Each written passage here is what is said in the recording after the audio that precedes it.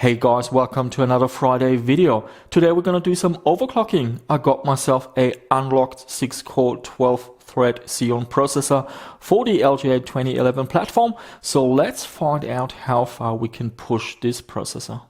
There are lots of processors for the LGA 2011 platform. Some of them are really good value, others not so much, but most of them are fully locked. That means no overclocking whatsoever. Another interesting aspect about this platform is you can get a ton of cores, up to 12 cores and 24 threads. Unfortunately, the clock speed is not very high. Most of the value processors, they run around 3 GHz, and some of the higher models maybe 3.3 and the top ones around 3.6 GHz, but nothing beyond that. If you want something faster, you can get one of these. This is the Xeon E5 1650 V2, and this one is fully unlocked and it should overclock to around 4 GHz and maybe even higher. Unfortunately, these unlocked models are extremely sought after, so we will first take a closer look at the CPU. We will check out overclocking and how it performs in benchmarks and games, but then we will talk about pricing and value, as well as any potential drawbacks of using the LGA 2011 platform in 2019. So the 1650 V2 is for LGA 2011. It is from the Ivy Bridge generation, built on a 22 nanometer process. We've got 6 cores and 12 threads. The base clock is 3.5 GHz. We have a max turbo of 3.9 GHz, and the all-core turbo is 3.6 GHz. It is fully unlocked, so it should do around 4 GHz on stock voltage. All the Ivy Bridge Xeon processors have soldered material, so no thermal paste. We've got 12 megabytes of level 3 cache. And I also want to mention the 2 other unlocked Xeons. We've got the 1660 V2, same specifications, slightly higher clocked and has 15 megabytes level 3 cache. And then finally we've got the 1680 V2. That one is an 8-core processor with 25 megabytes of level 3 cache. All these processors have a DDR3 memory controller supporting 1866 MHz in quad channel configuration. Also, we have all the modern CPU instructions for all the modern games that are out there. Back in the day, it sold for $583 US. This processor is not cheap on the used market, but I wanted an unlocked processor so I can evaluate motherboards and BIOSes of these Chinese motherboards and to see if there are differences between them. The mainboard we're using is the Plex HD X79 Turbo 1.03. I bought this from AliExpress for around $80 US. We will come back to this motherboard a little bit later because there are definitely some quirks. But amongst Chinese motherboards, this is actually one of the higher end models. We've got, for example, a lot of PCI Express slots, M.2, quad channel memory, and also USB 3. Because we're overclocking, I had a closer look at the VRMs on this motherboard. I removed the VRM cooler, there's a thermal pad, and I found a UP1680A. This is a 6+2 phase buck controller. So this motherboard has 6 phases. Per phase, I found a unit power UP1952 MOSFET driver, and also per phase we have one each of a magnet chip MDU 1517 MOSFET as well as an MDU 1514 MOSFET. Another highlight of the 2011 platform is access to cheap memory. We can use server memory, registered ECC, and the unlocked processors as well as a few other chips do support 1866, so they've got a slightly improved memory controller inside the processor. They support quad channel, so you should buy 4 identical modules. I usually buy 5, so I've got a spare one in case one fails. And in terms of prices, the 1866 modules, they're a little bit higher. You're looking at $36 US for a 16 gigabyte quad channel kit. And if you want to go for 32 gigabytes of RAM, you're looking at only $70 US. In terms of RAM timings, everything got detected automatically. So we're running at 1866 with 12, 12, 12, 31 timings. Also a quick update on my storage solution from the previous video. So I used this StarTech drive bay, which lets me configure 2 SSDs in RAID 0 to basically double the capacity.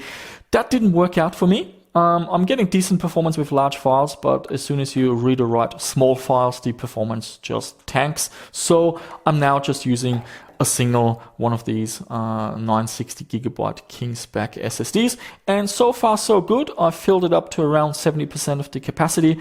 I also ran a benchmark and I will put it on the screen. The graphics card is once again our MSI Radeon RX 580 with 8 gigabytes of memory. And the power supply is a DQ650M. This one is 80 plus gold rated, and I'm using the same power supply for all my recent videos, so the power consumption figures are comparable.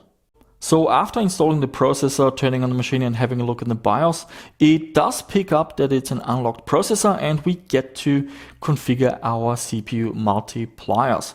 Now, we're running into two limitations. The first one is the BIOS is locked down to a maximum multiplier of 42x. So the highest speed we can try is 4.2 gigahertz. So that was the first setting I tried. And unfortunately, it wasn't 100% stable. I got two freezes in games with the sound looping and also a crash in Cinebench. So I dialed it down slightly to 4.1 gigahertz, and that worked just fine. Now, we could push the processor further if we had an option to raise the CPU voltage. Unfortunately, no such thing on these Chinese motherboards, so you are stuck with the stock voltage. And it's actually pretty impressive seeing such an old processor on stock voltage clock all the way to 4.1 gigahertz. So Intel did definitely something right with these Ivy Bridge processors. I had a look under full load with HW Info. It shows a vCore voltage of 1.032 volts. All the tests and benchmarks are done with the processor running at 4.1 gigahertz. Idle, sitting on the desktop, I saw a power reading of 54 watts. So that's with a power meter. At the wall, the entire system, so that's the motherboard, the processor, 4 RAM slots, filled with memory and also the Radeon graphics card. I then ran Cinebench R20 and I saw a power consumption of 149 watts. So that's actually pretty decent considering the overclock. I then ran a stress test on the processor for 40 minutes. The temperatures were around 50 degrees, and I also checked out the VRM temperatures. This motherboard has a nice VRM cooler bolted to the VRMs, and yeah, around 50 degrees, so also very decent temperatures. And this is the CPU cooler we're using. Nothing fancy, it's a tower cooler. It has heat pipes with a 92mm fan, which you can replace. It has an LED lighting going on. And I wanted this one because that one doesn't use a fan adapter. It screws directly onto the 2011 socket. In Cinebench R20, we're getting 2,323 points. I also ran Firestrike, and we're getting a physics score of 14,954. And I got quite a few comments to check out Userbench and Geekbench. So first up, we've got Userbench.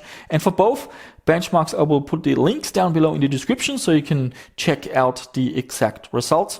In Userbench, everything is green, so seems legit, and the SSD also is getting a pretty decent score. So yeah, I kind of like Userbench. It's really easy to use, so I think I'm going to use that in more videos going forward. Now we're going to have a look at some games, and the Radeon RX 580 is bottlenecking the system very hard. For example, in Shadow of the Tomb Raider high details at 1080p we're getting just under 70 FPS, but the GPU load is sitting at 99%. Lowering the graphics to 720p, we're now getting almost 110 FPS, and going down to 800 by 600, we're now getting 137 FPS. So the point of this video is to evaluate the processor, which the review is about. Now, if I was reviewing a complete like PC build, I would of course test at 1080p and likely tweak the graphics options a little bit. And if that's something you are interested in seeing, do let me know. We could do like a video, like a build from AliExpress parts or something like that. Also a note about the games, I try to go with a mix of games, some that are really well optimized and run pretty much flawless on a potato, something a lot weaker than this. But of course we're also testing games that are more CPU bound, like games from Ubisoft, for example.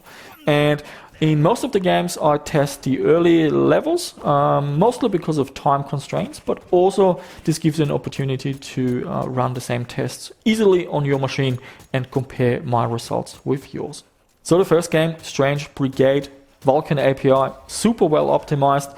This runs just as smooth on an old Core 2 or AMD FX. It is really that well optimized.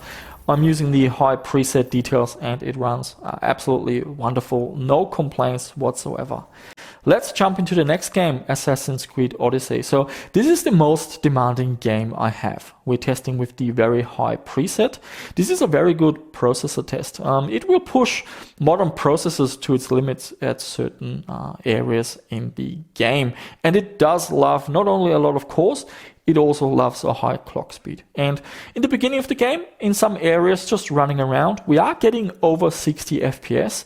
But when you get to crowded villages, the performance does dip below 60, and sometimes we even see FPS in the 40s. So this is a game title I will definitely continue testing on more machines, because yeah, it really it doesn't show the weaknesses of the processors. I don't see these processors as being weak at all. It is just a very demanding benchmark. I got a few comments about trying out some different games.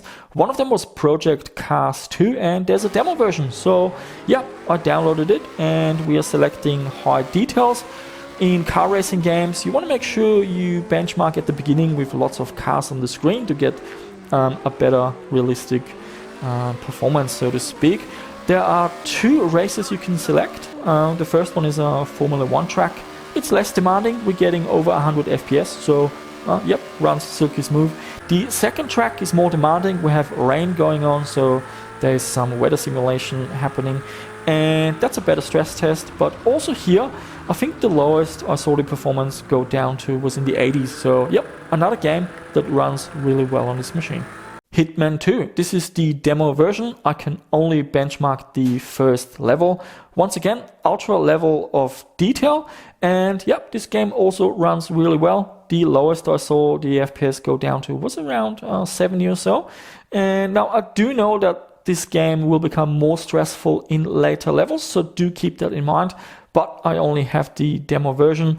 If the full version becomes available for a good deal under $10, I will probably grab it. But just keep that in mind. But I think in most areas, Hitman 2 should run really well. Metro Exodus. I got a few comments that the beginning that I showed in previous videos, going through tunnels, is not very demanding. So I did my best to play a little bit further. I didn't get too far. I think I finished the first scene on the first train. And yeah, decent performance. I put the detail settings on the screen. It's ultra settings, but I have turned off tessellation and also physics, I believe. The Radeon cards, they suffer a bit of performance if you enable those settings. But yeah, beautifully looking game, and definitely I will continue playing this game to get to more demanding areas. I also tried Battlefield 1. This is on a 64 player map, and yeah, high details. Runs great, smooth experience. The frame times also, they seem to be fine. And yeah, I'm really bad at this game, so it was basically me just running around and getting killed over and over, but at least in a high frame rate. And also tested Apex Legends. Even at 720p, we are GPU bound. The usage sitting around 99%, but do keep in mind I cranked up all the details. The game runs perfectly fine, around 80 to 90 FPS when you're dropping down, and once you're on the ground, we're getting around 100 FPS. Sometimes more, sometimes less. So guys, with the performance, I'm actually pretty impressed with what I'm seeing. In all the games, we're getting very playable performance. It is really only Assassin's Creed Odyssey that seems to struggle. But that's a game we will definitely check out other machines in future projects, so definitely stay tuned. Now, a bit of a shame that we couldn't overclock the processor further. The lack of voltage control is the main thing that's holding us back. There might be a hardware BIOS mod, a hardware mod to raise the voltage. That's maybe something for a future video. And you also will have to mod the BIOS a little bit to remove that 42x multiplier limitation. So I buy a lot of stuff from AliExpress, and that's mostly because I live in regional Australia. There's no used market here, and eBay shipping costs are expensive, so the prices on AliExpress are usually the lowest. So buying a processor from AliExpress, very low risk. I must have bought 100 CPUs or more even from AliExpress. They usually come packed quite well, and there's very little risk, to be honest. These Xeon processors, they are binned, well constructed. There are no pins that could get bent. So processors, very low risk. Buying RAM is a little bit more sketchy. I've bought maybe 5 RAM kits from AliExpress. The good news is that the rating matches up with what you're getting. So if you're buying a RAM kit that's rated at 1866, it will run at 1866 without any issues. But they do a little bit of reprogramming the SPDs, overclocking, changing stickers, hiding things behind a heatsink and things like that. So it's a little bit sketchy, but at least you're getting the cheapest RAM prices basically, and you are getting RAM that works at the speed that it's advertised at. And RAM prices are really a highlight. You can use server grade registered ECC memory, and 32 gigabyte for around $60 to $70. That's really amazing. The motherboard is what makes or breaks it for many of you. And in past videos, I've actually mentioned that I don't recommend buying such Chinese motherboards, and you should get a used motherboard from Asus or Gigabyte. The problem is with LGA 2011, a used motherboard costs several hundreds of dollars, so it's not feasible. And here these Chinese motherboards are a good alternative. Now we're getting a few highlights. I'm going to first talk about the good and then the bad. So we're getting quad channel memory, insane memory bandwidth with 1866 memory. We're getting a bandwidth that is way faster than a DDR4 3200 memory kit. So that's impressive. We're also getting a ton of PCI Express slots. They're all 3.0. We've got a 16x slot, another 16x, that one is 4x and 2 1x. We're also getting M.2 and we're getting USB 3, even a diagnostic LED and power and reset buttons directly on the motherboard. But these motherboards do have various flaws. For example, the sleep mode doesn't work. I wasn't aware of that issue when I reviewed this motherboard. So in that video, it's not mentioned, but I've got a few comments. So I tried it out and sleep mode doesn't work. So if you're thinking of building a NAS or something like that, that you can wake up over Ethernet, it's not going to work. The M.2 runs at half speed, although it's advertised as PCI Express Gen 3, it only runs at Gen 2. But there's an easy workaround because we've got so many PCI Express slots. You can just get an M.2 PCI Express adapter to get the full speed. More issues, the SATA controllers, there's usually only 1 or 2 SATA 3 ports. The other ports are only SATA 2. The BIOS we're getting is also very basic. Now, I know most of us don't spend too much time in the BIOS, but in terms of performance tuning options, there's very little going on. Out of the box, you can't even configure the RAM timing, so you are at the mercy of whatever SPD information is on the memory modules. You can get around that by modifying the BIOS, but basically, just the fact that you have to mod the BIOS to unlock all these features, that alone will put off a lot of people. But for many of us, it's not a big deal. And I have a lot of viewers that actually buy these parts to just have fun and tinker around. And I'm definitely one of them. And there are different markets. Me in Australia living remote, I'm probably the exception. Most people in the Western world, and we get to the prices very soon. Most people in the Western world, this might not be good value and you're better off buying a Ryzen system or something like that. But I have a lot of viewers that live in markets like Brazil or Russia, and when they buy a new Ryzen system, they get hit with a 20-30% import tax, and then buying these cheap parts is a lot more attractive. So what AliExpress does is mark the price down. This is a Xeon 2650 V2. It cost me around $75 US, but they're putting a value on here for $5. And this is a RAM kit, 1866, 5 modules. Cost me around 70. No, that cost me a little bit more than around 85 or so because I bought a 5th memory kit, and the price only $24.50. So by doing that, in countries where you get hit with import taxes and duties, by marking them down, the pain is a lot less, and you get away with paying less overall. And that's why buying from AliExpress is so attractive to a lot of my viewers from around the world. But like I said, if you live next to a micro center, not even sure why you're watching this video, probably more for entertainment. But for someone like you, US or Australia, living next to MSY, likely all of this doesn't really make a lot of sense, and you're better off just buying some budget new parts.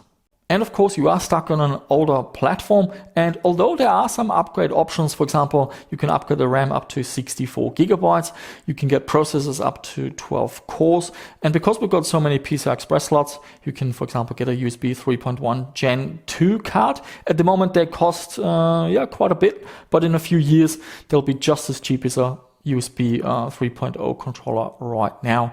But in the end of the day, there's a ceiling in terms of clock speed and IPC, and with the Ryzen 3000 series launch, and Intel will definitely also do something in a few years. These platforms might really not be worth considering, but at the moment they're still going fairly strong, and you've seen the benchmarks, so gaming performance is definitely pretty decent. But in the end of the day, you need to consider all the pros and cons, and I do my best to highlight both of them, and then you have to price up a budget build in your area, how much that costs, how much are you saving by going with 2011, and is it worth it to you? And now we're going to have a chat about prices and value, and I will make comparisons with Ryzen because that is something coming to the channel very soon. So motherboard around $80 US, and although this is a premium Chinese motherboard considering other Chinese motherboards, for that money you can actually get a brand new AMD AM4 motherboard. Now you might not get the exact configuration with that many PCI Express slots, but you're getting a brand new motherboard that's well supported, has a fully unlocked BIOS and all of that. With the RAM, that's really the highlight of this platform, cheap RAM, but DDR4 prices are also coming down. I had a look on Amazon and various retailers in Australia. In the US, prices are actually pretty good. For some reason, we're getting a very bad conversion when the RAM hits Australia, but you can get around that by buying from Newegg or Amazon, for example. Especially with Prime, you get free shipping, which makes it quite attractive. But roughly speaking, you're paying around double for DDR4. And then you also have to look at the speed. The cheap DDR4 RAM kits, they're only 2400 megahertz, so you should get something faster. And there's also the issue of Intel RAM versus AMD RAM. I'm not sure how much of a thing that is, but I noticed that AMD RAM can sometimes be a little bit more expensive as well. And finally, the processor. So I got mine locally from eBay. I put in an offer and it cost me $100 US, and that's quite a bit of money. You can get Ryzen processors for used Ryzen processors for that money. And even worse, looking at AliExpress, if you want one right now, like a buy now price, you're looking at more $130 US, and that's a ton of money. You can get a Ryzen 5 1600X for that money, and these processors are also unlocked. They might not reach 4.1 gigahertz, or they might need more voltage, but it is a modern processor, and I can't wait to get these Ryzen CPUs, to be honest, and to see for myself what's what and how do they compare. And as much as I am passionate about these parts, I will always do my best to give you an honest representation of what's going on. So for the time being, don't rush out and buy anything. We will have Ryzen coverage very soon, and then I will have a better picture of what's going on. And just like with these parts, I will discover and unpack them with you together. So bit by bit, we will test out different processors, make comparisons. Either way, it's an exciting time. Thanks to AMD for the most part with giving us more cores, giving us good value. And with the 3000 series, I think this will put a huge push on the used market. And then we have more options. And I know a lot of people don't like the 2011 platform, whatever, it's old. But I really love them. They're heaps of fun. And I like having more choice. So what's wrong with that? If you want to buy something new, do that. You're going to be happy. Nothing wrong with that. But I have a lot of viewers in regions where buying new is just not an option, and price is everything. And for those, it's good to know that you also can get very decent performance on a budget. So guys, there you have it. We could overclock to around 4.1 gigahertz. I wish we could take it further. The performance would be even better. And yeah, performance is pretty decent. Value depends on your region, and you just have to figure out the prices in your area and make up your mind. As always, do let me know what you think down below in the comments. Keep making comments about games and benchmarks to check out. And if you have any tips for what I should be looking at with the Ryzen stuff, do let me know. I have very little experience with this platform. I did a little bit with the 2200G and the APUs in past videos. So yeah, I've used it a little bit, but I don't know much about tweaking the RAM and whatnot.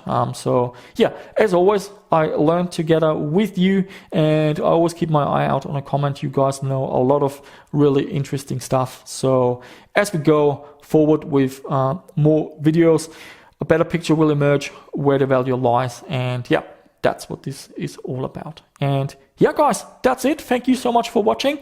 And as always, I shall see you again with a Friday video. Sometimes there's a bonus video on Tuesday. And that's it. Thank you for watching. I shall see you soon with another one.